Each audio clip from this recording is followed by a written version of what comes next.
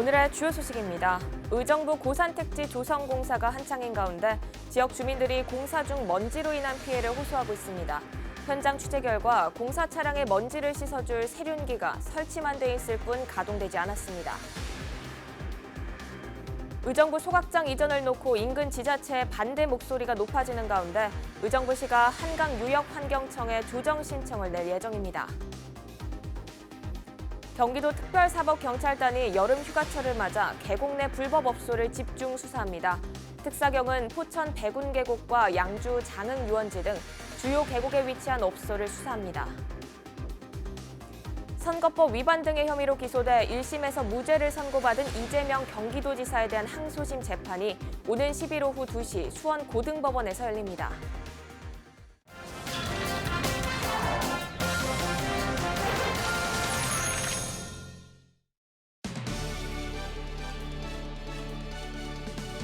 여러분 안녕하십니까? 헬로티비 뉴스 나라입니다. 의정부 고산택지지구 공사가 한창입니다. 인근 주민들은 공사 현장에서 발생하는 먼지로 인한 불편을 호소했는데요. 취재진이 현장에 가보니 그럴 만한 이유가 있었습니다. 이지훈 기자가 취재했습니다. 공사장에서 덤프트럭들이 줄지어 나옵니다. 차 바퀴마다 흙이 잔뜩 묻어 있습니다. 이런 바퀴는 도로를 달리면서 흙먼지를 쏟아냅니다. 이 때문에 인근 학교와 주택가는 먼지 피해가 이만저만이 아닙니다. 여기 아침에 닦은 건데 네. 이렇게 또 먼지가 끼고 그래요. 공사장 출입구엔 바퀴를 씻는 세륜기가 설치돼 있지만 사실상 장식품에 불과합니다. 바로 이 시설이 세륜기입니다. 이 공사 차량에서 나오는 흙먼지를 제거하는 시설인데요. 이쪽으로 와서 보시면 물탱크에 물이 가득 차 있습니다. 또 공사 관계자가 방금 이 세륜기를 틀어봤는데 작동에는 문제가 없었습니다. 하지만 공사 차량은 이 세륜기를 거치지 않고 반대편으로 통행하고 있습니다. 명백한 대기환경보전법 위반이지만 제지하는 이는 없습니다. 아니, 원래 세륜기는 세륜기 차가 세륜기를 지나가게 되어 있잖아요. 그렇죠. 헬로TV의 취재가 계속되자 그제서야 관계자가 갑자기 세륜기를 틀어봅니다. 보이지 않던 대형 살수차도 나타나 도로를 분주하게 씻어냅니다. 주민들이 먼지 때문에 못 살겠다며 현수막까지 내걸었는데도 세륜기는 한동안 낮잠만 자고 있었던 겁니다. 택지 조성 담당 기관인 LH는 업체 탓만합니다. 저희들 운영을 하라고 그러는데 실질적으로 이제 건축이나 공사하는 차량들이 그걸 하다 보면은 감당이 안 되기 때문에 정체나 그런 게 돼갖고요. 관리 감독을 해야 할 의정부시는 상황 파악조차 못하고 있습니다. 그래요? 이게 최근에 계속 작동하는 걸로 지금 그렇게 전달을 받았거든요. 의정부시는 현장 확인 후 행정 처분 여부를 검토하겠다고 밝혔습니다. 헬로TV 뉴스 이재훈입니다. 의정부 소각장 이전을 놓고 인근 지자체의 반대 목소리가 높아지는 가운데 의정부시가 한강유역환경청에 조정 신청을 낼 예정입니다. 안병용 의정부시장은 지난 6일 열린 주민공청회에서 이같이 밝히면서 한강유역환경청의 승인이 나면 계획대로 소각장을 자일동으로 이전하겠지만 부결되면 원점에서 재검토해야 한다고 말했습니다. 소각장 이전에 대한 한강유역환경청의 승인 여부는 이르면 올해 안, 늦어도 내년 초쯤에는 결정 날 것으로 보입니다. 의정부시는 현재 장암동에 있는 쓰레기 소각장의 내구 연한이 지남에 따라 소각장을 자일동으로 이전하는 안을 검토하고 있습니다. 의정부시가 다음 달까지 반려동물 무상 등록 기간을 운영합니다. 반려견 등록은 반려견을 잃어버렸을 경우 신속히 주인을 찾기 위한 것으로 등록하지 않을 경우 최고 60만 원의 과태료가 부과됩니다.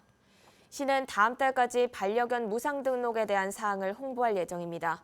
이후 9월부터는 등록하지 않은 반려견이 적발될 시 과태료를 부과할 계획입니다. 양주 아트센터 건립 사업이 예비 타당성 조사 대상으로 선정됐습니다. 이에 따라 올 하반기 예비 타당성 조사를 통과할 경우 총 사업비의 40%인 약 350억 원을 국비로 지원받게 됩니다. 양주 아트센터는 962석 규모의 대공연장과 300석 규모의 소공연장 등이 있습니다.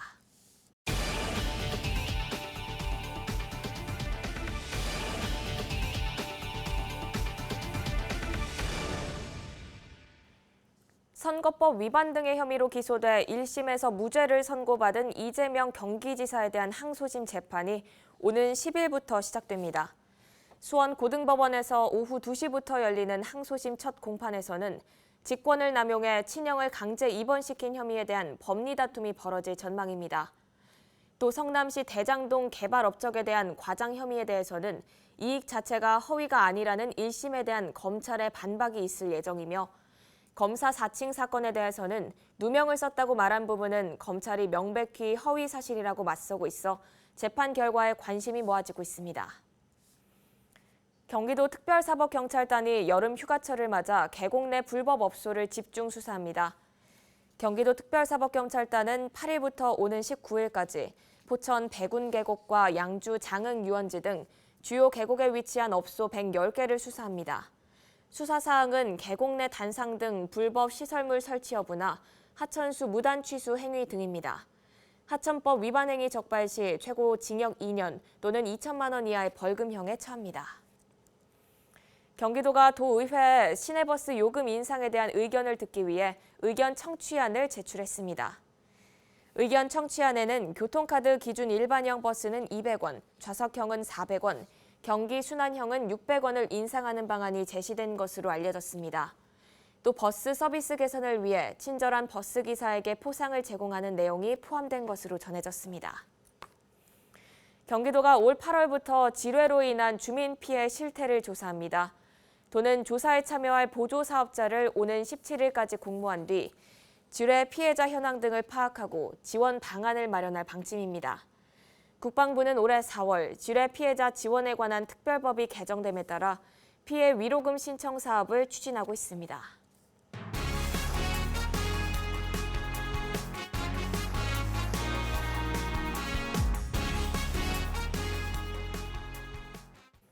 일본 정부의 무역 보복으로 우리 반도체 업계가 비상입니다.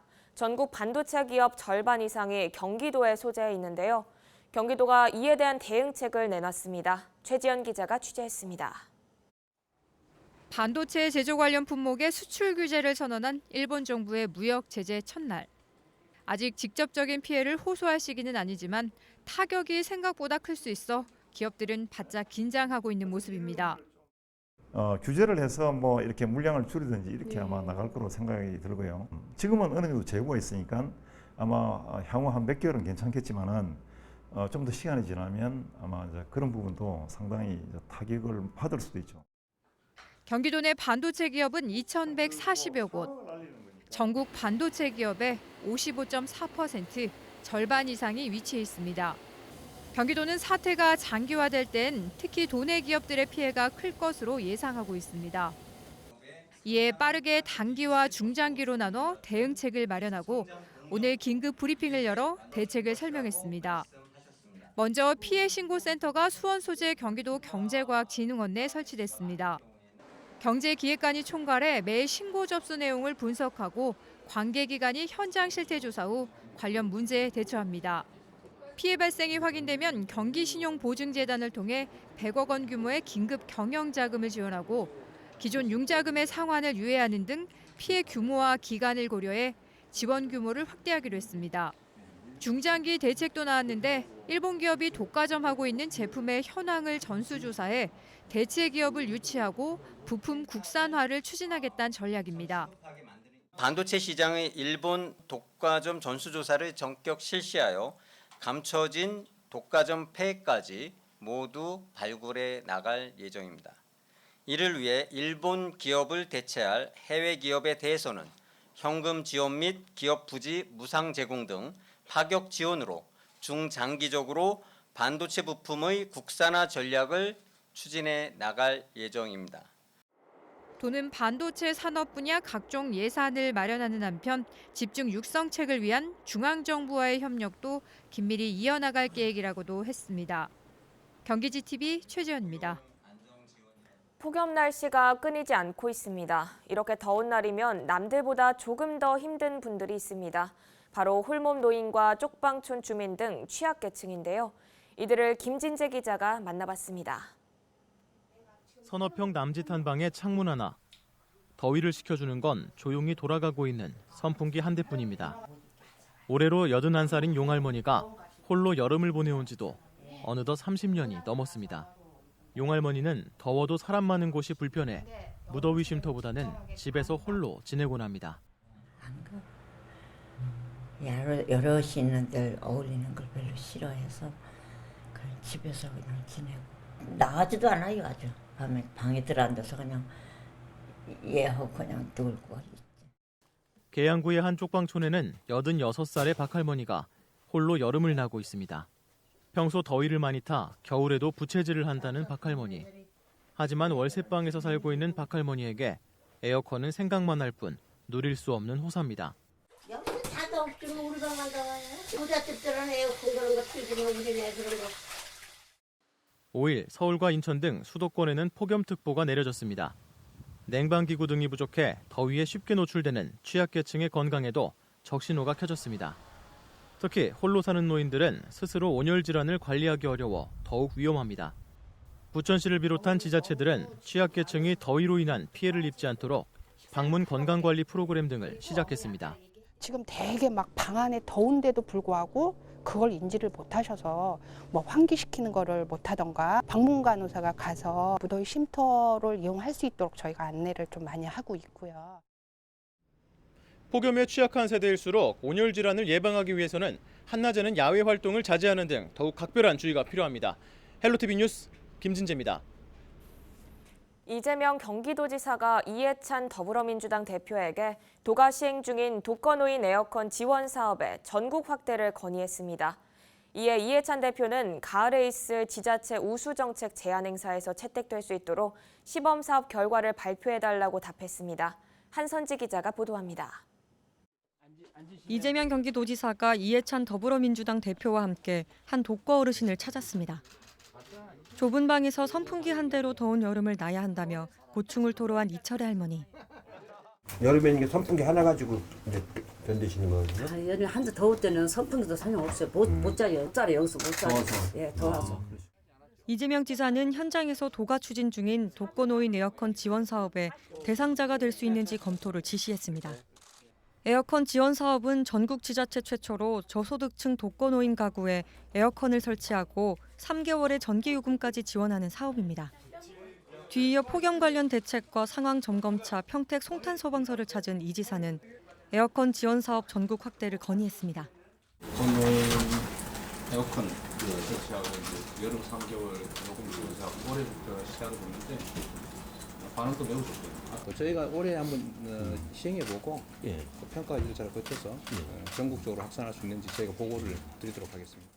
이해찬 대표는 당에서도 여러 가지 사회안전망 혜택을 강구하고 있다면서 가을에 있을 정책 사례 제안 행사에서 전국 사업으로 확정될 수 있게 추진 결과를 발표해달라고 답했습니다. 도는 올해 6억 3,300만 원의 예산을 들여 도내 독거노인 가구 566곳을 선정해 벽걸이 에어컨을 설치하고 한 달에 최대 4만 원씩 3개월분의 전기요금을 지원할 예정입니다. 한편 9월 30일까지를 폭염 대책 기간으로 정하고 상원관리팀 아래 그늘막과 안개 분무장치 등 폭염 저감 시설을 확대 운영하고 있습니다. 경기주TV 한선지입니다. 이어서 날씨 정보입니다. 연일 무더운 날씨가 이어지겠습니다. 한낮에는 밖에 몇 분만 나가 있어도 땀이 흐를 정도인데요. 화요일도 무더위는 계속되겠습니다. 낮 최고 기온은 32도로 예상되며 미세먼지 농도는 좋음 단계로 공기가 매우 청정하겠습니다.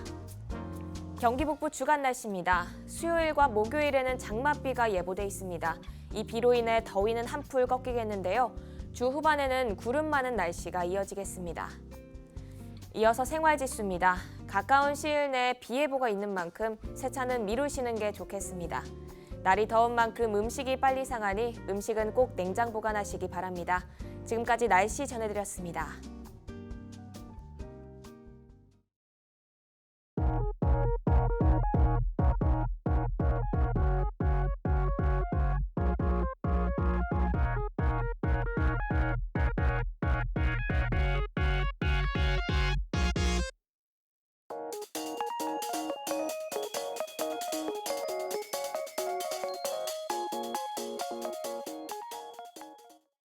이상으로 뉴스를 마칩니다. 저희는 언제나 지역 주민 여러분 곁에 있겠습니다. 함께해 주신 여러분 고맙습니다.